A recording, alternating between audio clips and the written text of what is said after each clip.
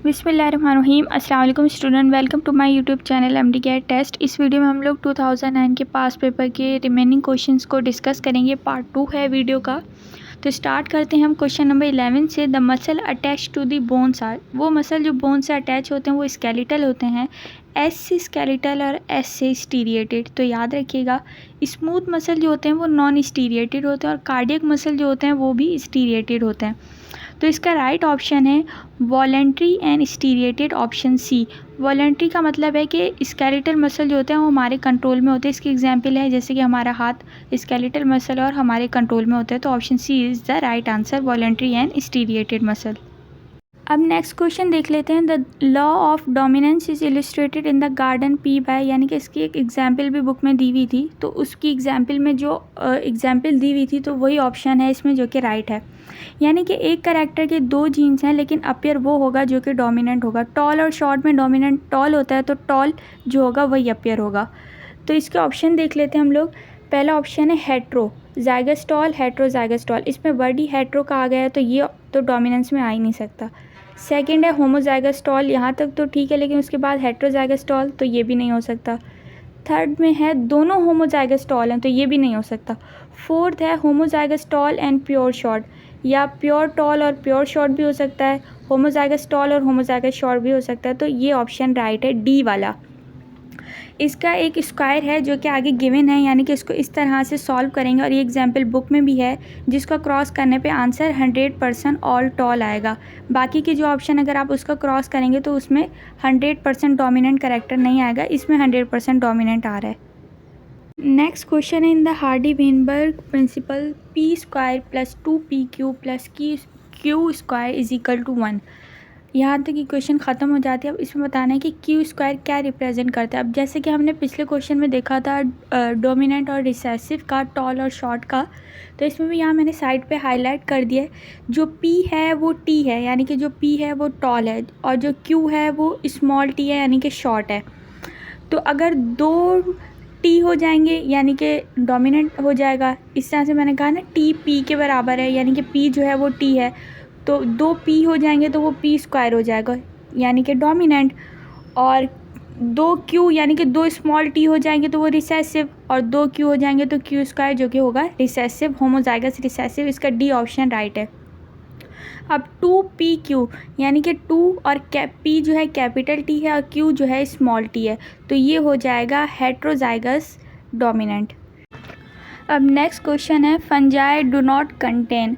अच्छा, फंजाई जो होते हैं वो हेट्रोट्रॉफिक होते हैं, यानी कि वो अपना फूड खुद प्रिपेयर नहीं करते, तो उसमें क्या चीज़ नहीं होगी, क्लोरोफिल नहीं होगा।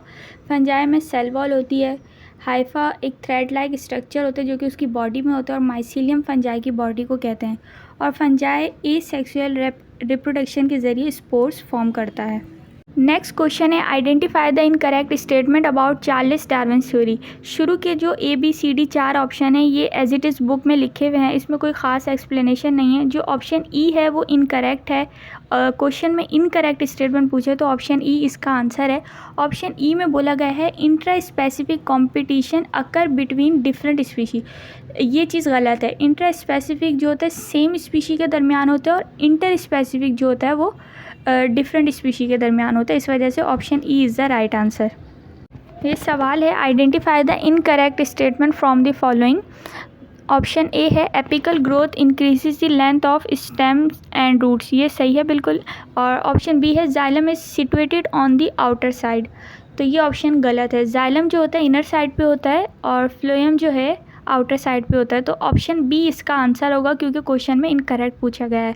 अच्छा, जब आप लोग पेपर देने जाओ तो सवाल को गौर से पढ़ना, क्योंकि अक्सर इनकरेक्ट स्टेटमेंट लिखा होता है और बच्चे इस पर करेक्ट ढूंढ रहे होते हैं, लेकिन वो बाद में आइडेंटिफाई तो कर लेते हैं इनकरेक्ट है, लेकिन इसमें टाइम वेस्ट हो जाता है। और दूसरा ये भी पूछा जाता है कि all of the following are true except, तो एक्सेप्ट का वर्ड भी ज़रूरी है पढ़ना। तो सबसे पहले क्वेश्चन को अटैम्प्ट करने से पहली टिप यही होती है कि आप क्वेश्चन को अच्छी तरह से पढ़ो, देन उसके ऑप्शंस को भी अच्छी तरह पढ़ो।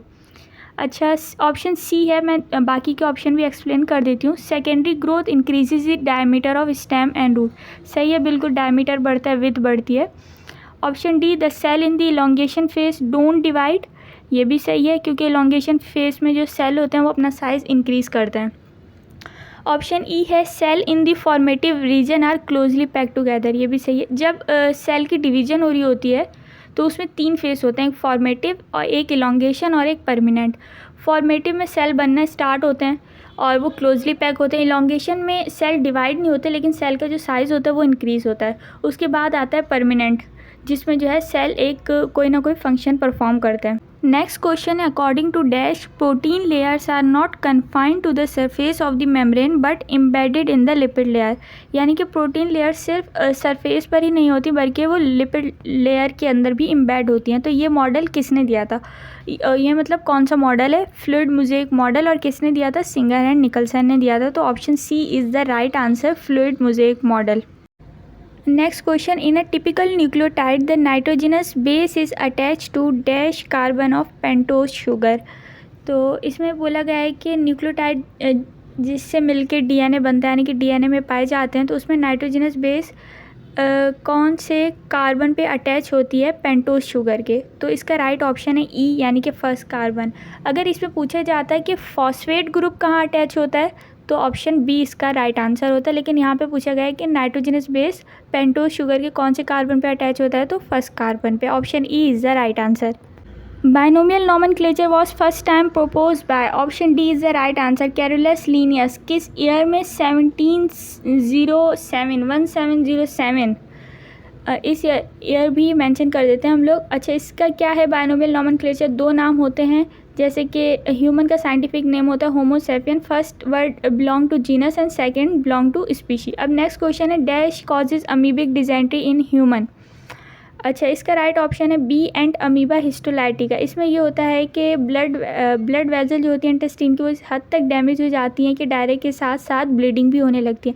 डिजेंट्री डायरिया को कहा जाता है।